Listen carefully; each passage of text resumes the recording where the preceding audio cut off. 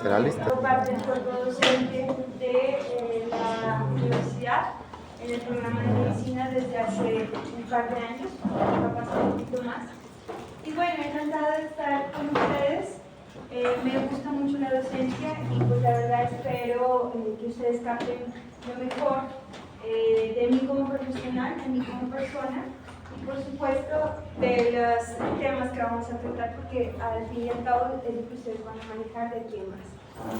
En esta oportunidad vamos a hablar un poco de crisis hipertensivas. Ustedes saben, pues no está de más mencionar que la hipertensión arterial es una de las patologías más prevalentes y de hecho con mayor incidencia en lo que va en el curso de nuestra vida y que ustedes van a tener que enfrentarse. La hipertensión arterial no solamente son cifras de sistólica y diastólica elevada que pueden o no generar síntomas, ¿sí? Que incluso puede pasar muy desapercibida en los pacientes y manifestarse cuando capaz ya nos ha generado un daño de órgano diana importante. Y una forma de generar este daño es justo cuando se manifiesta o se presenta como crisis hipertensiva. Entonces, en términos generales, quisiera hablarles un poco de las crisis hipertensivas y de su definición. Esta es la definición clásica que ustedes encuentran en todos los textos, en donde finalmente se cataloga una crisis hipertensiva como sistólicas por encima de 180 e incluso 210 en algunas guías de manejo y la diastólica mayor de 110 o incluso 120 en otras guías. Es así como la tradicional, la que nosotros optamos aquí en Colombia y en Latinoamérica, está definida por la JN7, en donde las sistólicas están por encima o igual a 180 y mayores a 120. Sin embargo, ustedes pueden darse cuenta que hay algunas otras sociedades y consensos que definen otros valores. Esta es de la Sociedad Americana y de la JN7, la cual nosotros tenemos presente. En el curso del tiempo, ¿sí? Han sufrido algunas variaciones, especialmente en lo que tiene que ver en la clasificación. Sin embargo, miren que ese 3% de todos los hipertensos que pueden manifestarse, ya sea como hipertensión de novo o como una hipertensión mal controlada por falta de adherencia o porque no tienen el manejo adecuado, no es una suma despreciable. Realmente es algo muy considerable y de hecho, ¿sí? Se habla que el 7% de todas las atenciones en los servicios de urgencias incluyen las urgencias hipertensivas, ¿ya? O las crisis hipertensivas que se manifiesten como urgencias o como emergencias, ¿de acuerdo? Tradicionalmente se ha clasificado a la crisis hipertensiva como urgencia hipertensiva y emergencia hipertensiva, pero la verdad que eso cambió. Hoy en día hablamos como crisis hipertensiva a esta rama, la emergencia hipertensiva y la urgencia hipertensiva, ¿sí? Que se las coloco a propósito porque realmente todavía nos encontramos con literatura y textos, pues ustedes saben que muchas veces no se opta por conceptos universales donde pueden encontrar la urgencia hipertensiva. La verdad, sí, es que la Sociedad Americana del Corazón ahora define que la emergencia hipertensiva es justo la que asocia incremento de cifras tensionales y que determinan un daño de órgano blanco o de órgano diana. Y que realmente la urgencia hipertensiva se define hoy en día más como una hipertensión no controlada. ¿De acuerdo? Que es la mayoría de las veces que llegan los pacientes por los servicios de urgencias, capaz que manifestando cefalea, mareo o algún otro síntoma que no tenga repercusión en órgano diana, o aquellos pacientes que durante el servicio de hospitalización muchas veces los llaman las enfermeras porque encuentran que el paciente está con las cifras elevadas, siendo hipertenso o capaz no siendo hipertenso. Teniendo en cuenta, sí, que si bien es cierto, la hipertensión diagnosticada y comprobada en muchos pacientes también puede surgir en contextos como de posoperatorios, mal control del dolor, crisis de pánico, crisis de ansiedad. ¿Listo? sea, la hipertensión como tal requiere, ¿sí?, unos criterios diagnósticos y una evaluación exhaustiva que puede hacerse en el paciente ambulatorio o en el paciente hospitalizado, y muchas veces incluso hasta yo me he encontrado con pacientes que no eran realmente hipertensos, pero que llegan a la consulta recibiendo manejo para la hipertensión arterial. ¿Listo? Bien, teniendo en cuenta esto, ¿sí?, vamos a hablar de un concepto importante que es la pseudocrisis hipertensiva o falsa, ¿sí?, crisis hipertensiva, que es aquella elevación tensional asintomática que no tiene repercusión orgánica como tal. La verdad es que el texto o la guía de la cual yo preparé la exposición habla de los pacientes asintomáticos, pero a mí me parece que de una u otra forma sí relatan síntomas. Por ejemplo, un paciente que llega, hablemos de las mujeres que es más común, no digo que es exclusivo, que llega con una crisis de ansiedad, con una crisis de estrés, que hay alguna situación emocional externa que ha influido en su mecánica, en su funcionalidad, en su actuar, y se presenta con hipertensión arterial. Capaz no tiene síntomas alusivos a la hipertensión como tal, pero realmente está generando un disconfort y un malestar. Si un paciente tiene dolor por X o Y causa, ¿sí?, por aquí donde estaba que tenía el dolor de espalda. ¡Ay! Se me fue, bandido, no lo veo. ¡Ah! Nada más. ¡Ah!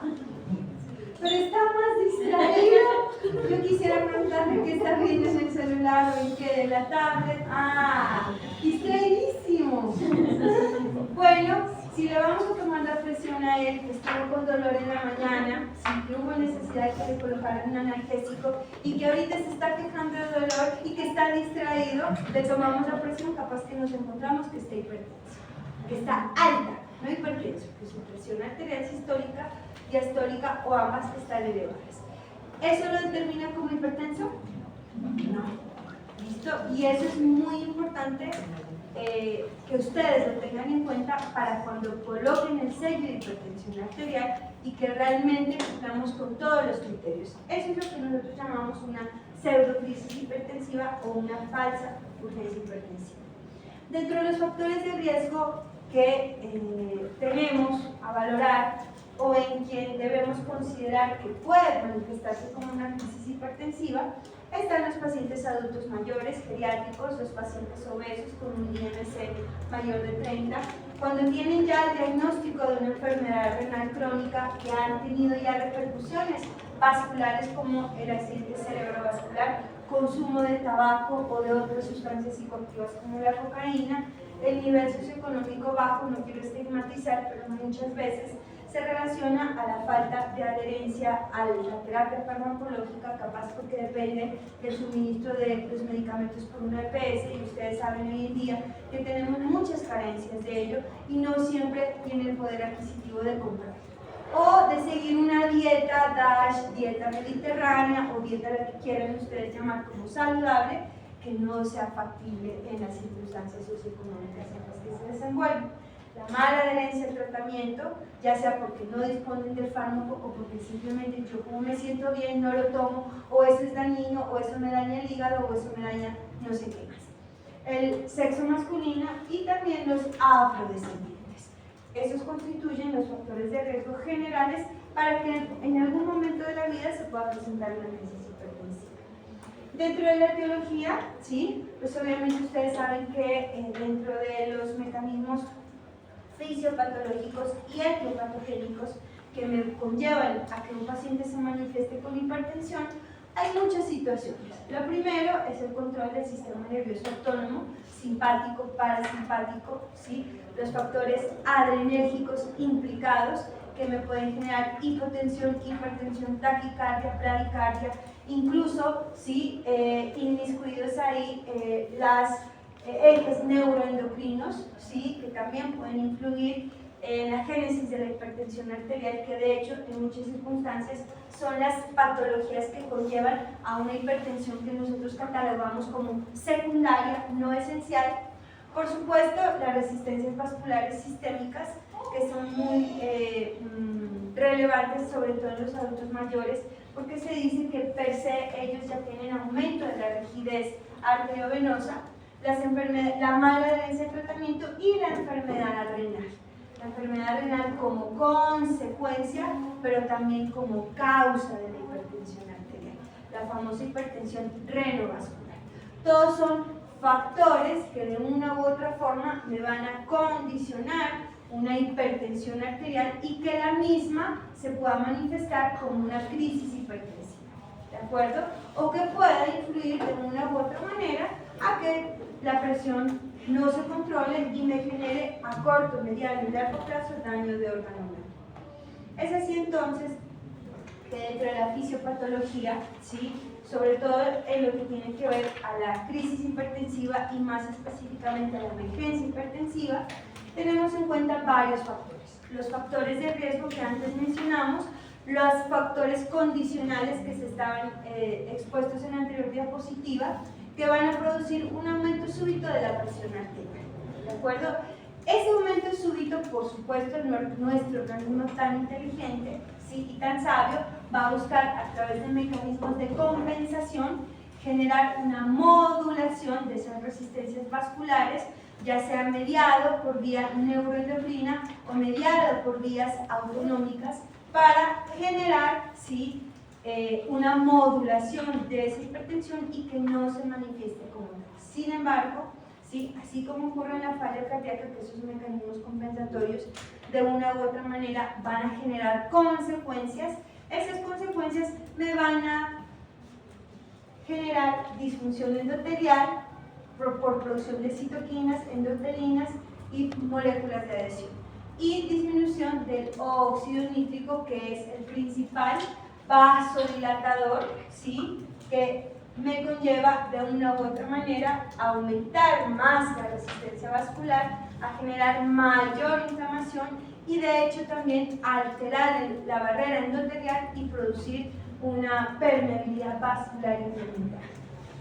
Con eso entonces, ¿sí?, el aumento de esa tensión arterial que finalmente conlleva la vasoconstricción, que me va a disponer el aumento de la natriuresis, el aumento de factores de coagulación, aumento de la adhesión plaquetaria, bloqueo de la fibrinolisis, depósitos de fibrina, trombos, hipercoagulabilidad, accidentes cerebrovasculares, infartos agudos del miocardio, oclusiones vasculares agudas periféricas, ¿sí? Finalmente, todo esto es consecuencia de esa pérdida de la autorregulación, ¿sí?, vascular, que me genera un daño endotelial, en donde están implicados factores como la vasopresina, el sistema renina-angiotensina-aldosterona, que finalmente me generan mayor vasoconstricción, y finalmente una hipoperfusión e isquemia, que esto como tal es la consecuencia y el reflejo de los órganos afectados.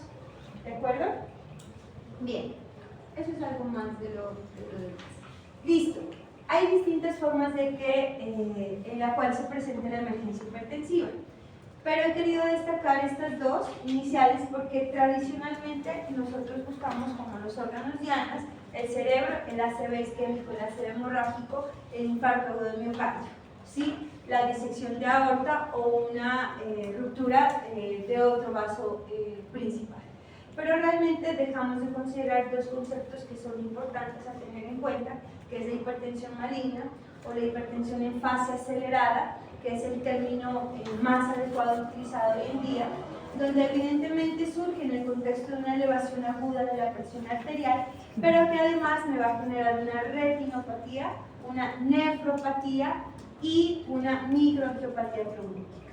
Esa triada donde hay presión, retina, microangiopatía, nefropatía, es lo que finalmente me conlleva a pensar que el paciente está desarrollando una hipertensión en fase acelerada, y la encefalopatía hipertensiva. La encefalopatía hipertensiva muchas veces la dejamos de lado, pero puede incluso tener el paciente asociado a cefalea o no, pero básicamente lo que surge es una alteración en su sensorio y muchas veces estados confusionales agudos que lo que determinan es justamente una elevación aguda de la presión arterial.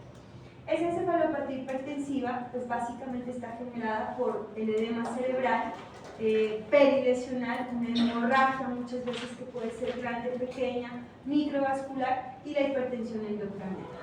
¿Listo? Aquí nosotros tenemos, por ejemplo, formas en el cual se puede manifestar una encefalopatía hipertensiva, que es el PRES, la encefalopatía posterior reversible, que es básicamente fosa posterior en lóbulos occipitales, y aquí el edema cerebral, en donde ustedes pueden ver que puede generar como consecuencia la encefalopatía. ¿Tengo hemorragia? ¿Tengo isquemia? No, no las tengo. Síganme. ¿Listo? ¿Vienen de qué hacer? ¿Vamos lejos? La hipertensión acelerada o maligna ¿sí? Constituye, como les había comentado, tres componentes básicos que determinan la enfermedad, que es la microartropatía trombótica, en donde en un extendido de sangre periférica yo puedo ver los esquistocitos.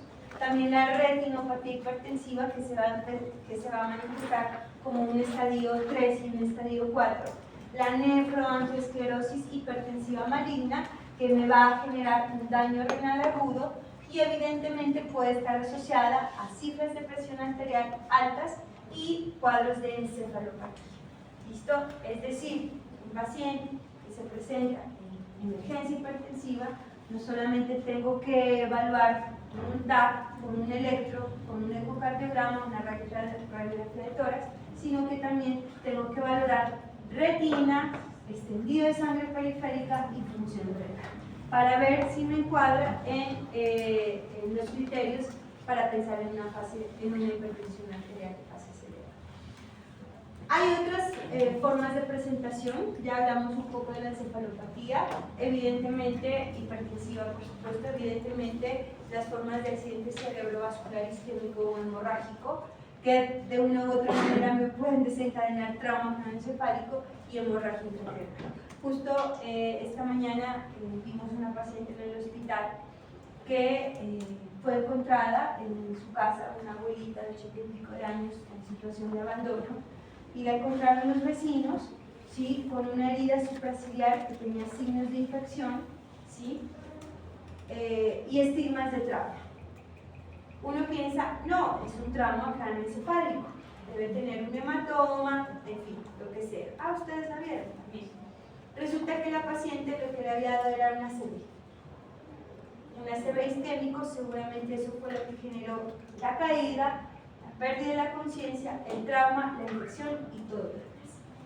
¿De acuerdo? Entonces miren que el compromiso neurológico en los pacientes es considerable, y si bien es cierto, es como lo que más nos llama la atención, lo que más buscamos, pues no es el único, la verdad.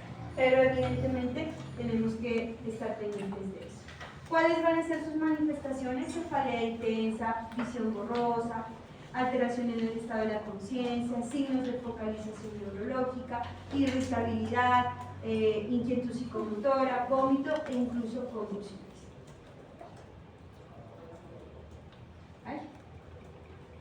Bien. Cardiovascular. La principal representación es el síndrome coronario agudo.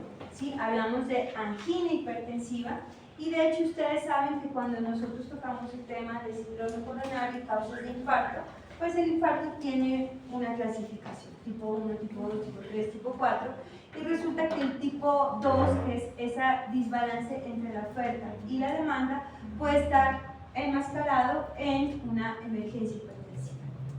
Si bien es cierto, no podemos dejar de considerar que puede haber un tipo 1 en accidente de placa precipitado por una emergencia hipertensiva, la mayoría de las veces sucede y ocurre en el contexto de una angina hipertensiva. ¿De acuerdo?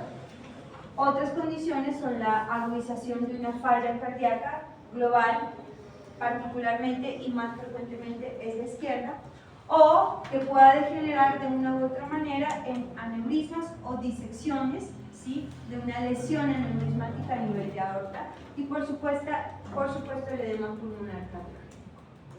En el componente renal, pues el paciente se puede manifestar como hematuria, oliguria, o puede estar en la fase poliúrica de la enfermedad, anuria, en edemas, en disnea, en el contexto de un edema pulmonar. Y en la retina, que yo siempre insisto, no dejen de buscar la retina. Si no tiene cerebro, si no tiene corazón, no es una hipertensión mal controlada porque no le encontré el daño de órgano blanco, pero no le busqué el ojito, no le busqué el riñón, no le busqué en la sangre, en un frotis de sangre o un estendido de sangre. Habitualmente los pacientes sufren con manifestaciones, visión borrosa, cefaleas, y lo que yo busco es en el fondo de ojo la evidencia de hemorragias retinianas. Es así entonces, ¿sí?, en donde nosotros, pues evidentemente el enfoque diagnóstico va a estar supeditado, en principio, a tomar los signos vitales y documentar las cifras de presión arterial elevadas, con una muy buena técnica, en una adecuada anamnesis, ¿sí?, una valoración enfocada especialmente en las manifestaciones clínicas que puedan orientar hacia el daño de órgano diana, el examen físico apropiado, porque muchas veces nos encontramos con que los pacientes minimizan sus síntomas o no los cuentan, o capaz que están en su estado confusional que uno no puede determinarlo, pero el examen físico, lo que toquemos, lo que escuchemos, lo que palpemos, no nos da nada. ¿De acuerdo? Así que el examen físico, incluyendo el fondo de ojo, es fundamental. Y por supuesto, nos vamos a sustentar en estudios analíticos para clínicos. Entonces, en la anamnesis siempre van a haber unas preguntas clave. Los datos patronímicos, edad, sexo, raza, para considerar si dentro de esos factores podemos determinar condiciones de riesgo, el antecedente con hipertensión arterial que venía tomando, era adherente, no era adherente, estaba subtratado, antecedentes de crisis hipertensivas previas, ¿sí?, antecedentes de otras enfermedades, ¿sí?, que puedan empeorar el pronóstico o arriesgar a mi paciente, los fármacos que esté consumiendo, no solamente los antihipertensivos, sino también ustedes saben que hay terapias farmacológicas que pueden incluso precipitar esas crisis, ¿listo? O empeorarlas. Los antecedentes toxicológicos, los hábitos, ¿sí? Muchas veces nos encontramos pacientes que tienen antecedente de consumo de sustancias psicoactivas, cocaína, heroína y otras tantas más, que uno no sabe qué tanto es que le ponen, que pueden per se precipitar y manifestarse con este tipo de crisis.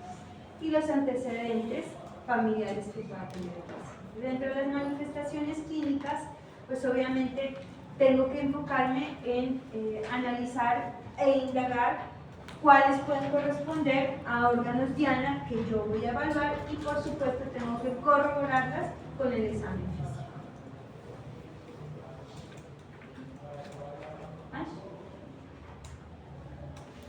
Bueno, el examen físico ustedes saben que es completo, cefalocaudal. Voy a hacer énfasis en los órganos que pueden estar afectados, y en el fondo de ojo, miren que esto es lo que yo voy a ver, ¿sí?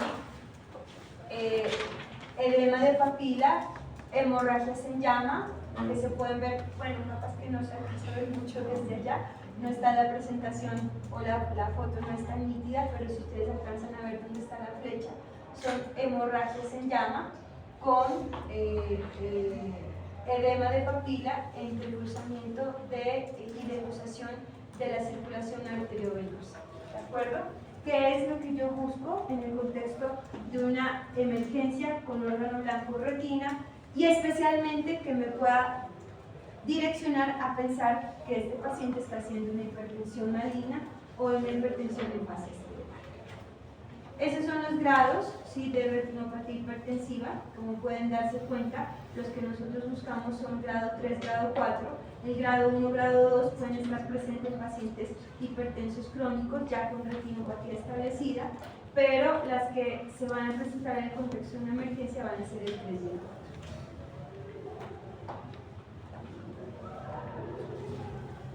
Listo. Dentro de los estudios paraclínicos está lo básico, un hemograma, unos electrolitos, un uroanálisis, una función renal, el electrocardiograma, por supuesto, ¿sí? En donde yo lo que voy a buscar en el electrocardiograma es si hay cambios inducibles de lesión, isquemia o neoplasia que me induzcan a pensar que el paciente está presentándose como un síndrome coronario agudo, con o sin elevación de lesión. Dentro de los paraclínicos adicionales, pues obviamente biomarcadores de lesión cardíaca, las troponinas, un ecocardiograma, ¿sí? Si bien no está tan disponible inmediatamente, es un estudio que sí o sí tenemos que indicar a nuestros pacientes en quienes estamos analizando las consecuencias de su emergencia hipertensiva, y en otras circunstancias, incluso cuando se presente con dolor torácico y en el que yo considero pueda estar cursando con un síndrome aórtico agudo, una angiotomografía de tórax, en donde si ustedes pues aprecian bien, yo creo que sí se alcanza a ver desde lejos, la imagen de disección de la aorta. ¿De acuerdo? Es una emergencia.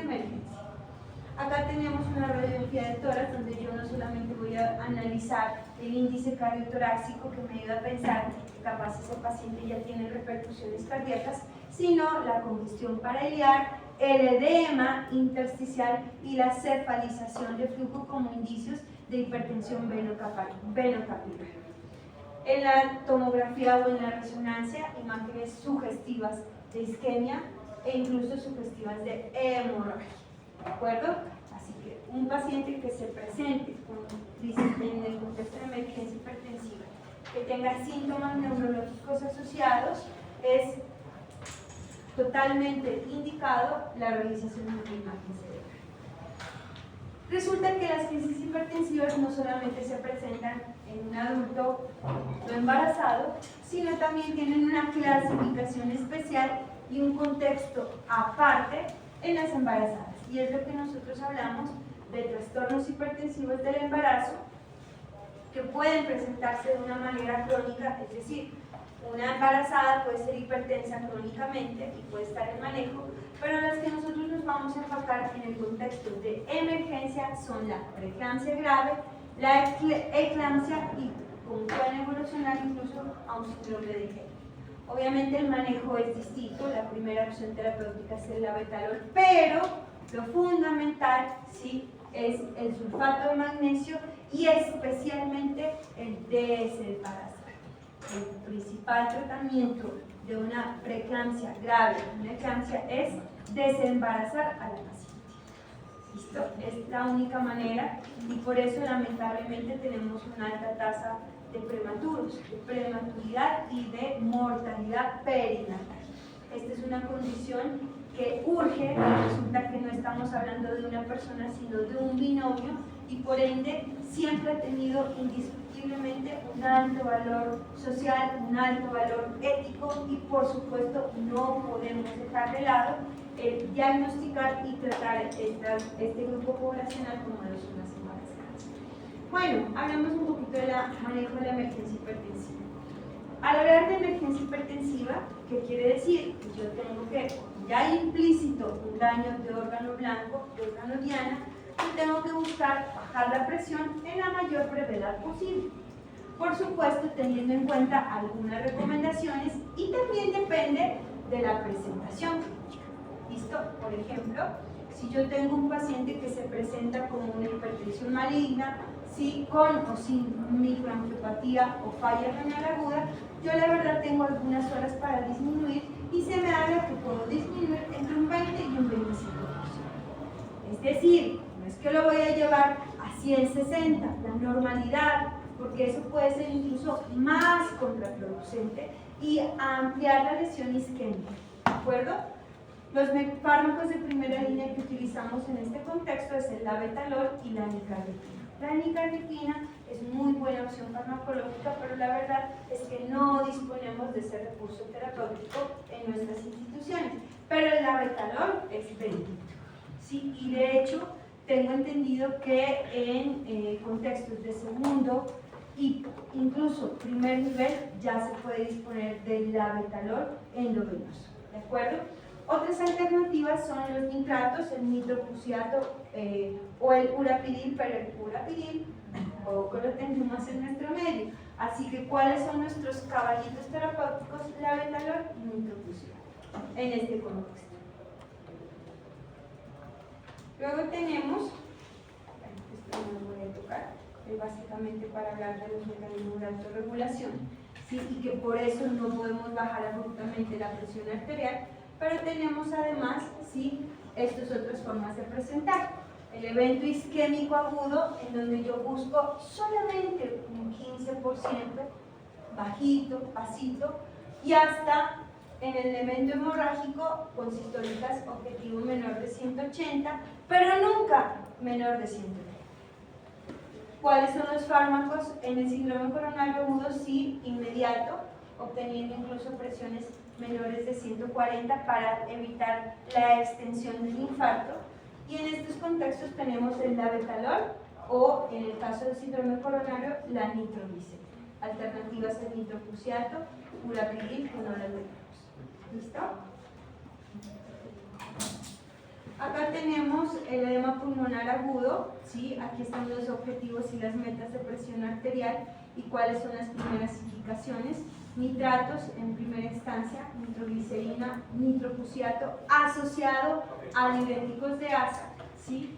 En la disección de aorta, que también requiere un control inmediato, incluso consiguiendo presiones arteriales sistólicas por debajo de 120, con cardíacas además por debajo de 60, donde utilizamos el esmolol por su vida media corta, ¿sí? Sin embargo, no es un fármaco que dispongamos por su cariñosidad, ¿sí?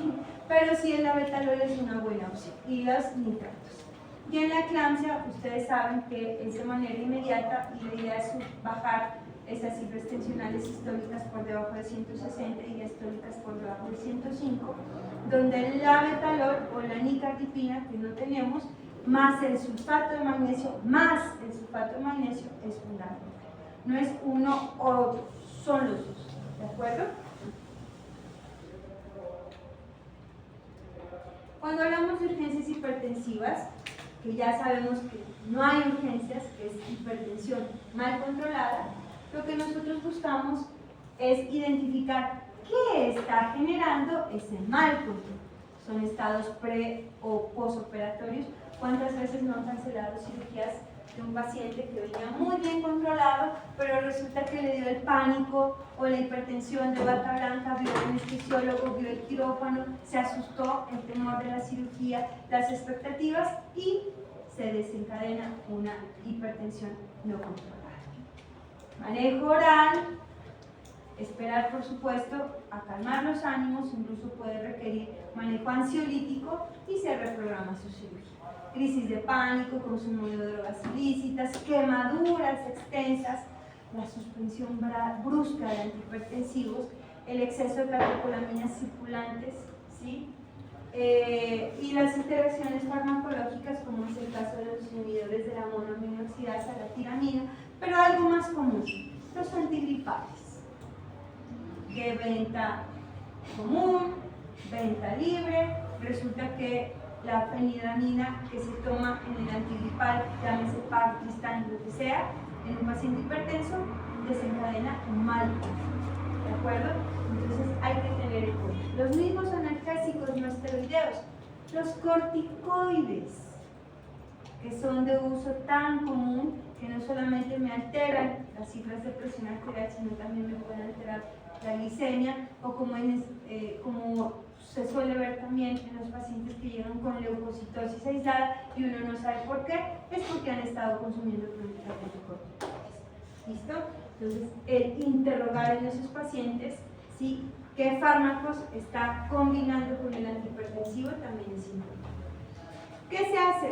Tranquilo, repose, siéntese, si está con dolor, venga, le calmo su dolor, le coloco un buen analgésico y puedo darle un manejo farmacológico vía oral, captopril, enalapril, amlodipino, a la casita y cita prioritaria con su médico de cabecera o su médico de crónicos para que le reajuste todo.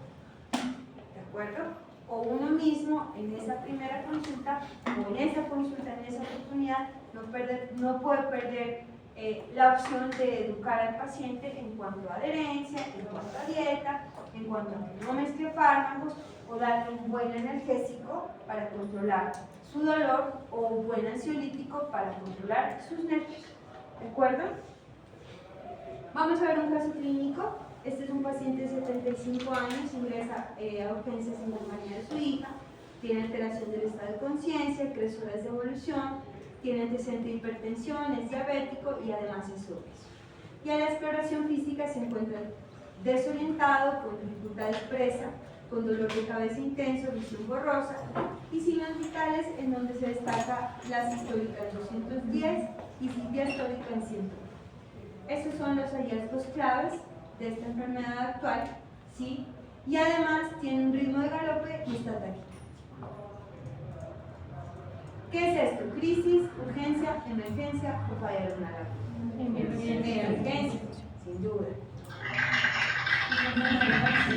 Ay, no funciona. Pero quiero indicarle porque se pone pesadísimo y ya se lo deja mandar. Listo. ¿Cuál es el órgano afectado? Cerebro, corazón, retina, son córneas.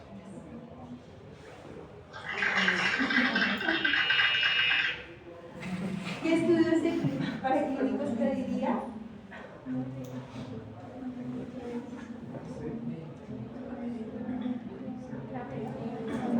Electro, eco, cardiograma y fondo de ojo.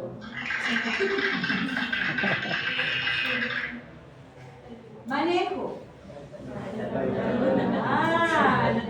con toda seguridad. No piensen que el examen va a ser con estas preguntas.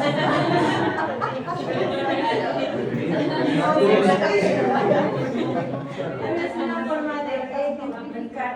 Lo que quiero transmitirles es de que evidentemente las emergencias hipertensivas siempre van a tener una repercusión orgánica de daño de órgano diana, que tengo que buscarlo, testearlo y tratarlo. ¿Listo? El buen médico trata la enfermedad, el gran médico trata al paciente que tiene la enfermedad. Entonces, céntrense en el paciente. ¿Qué es lo que le está pasando a él? ¿Cuál es su contexto social, su contexto femoral, familiar, personal, emocional? ¿Listo? Bien, muy bien. ¿Preguntas? Estas son las referencias bibliográficas. Les paso la presentación. Sí, a través de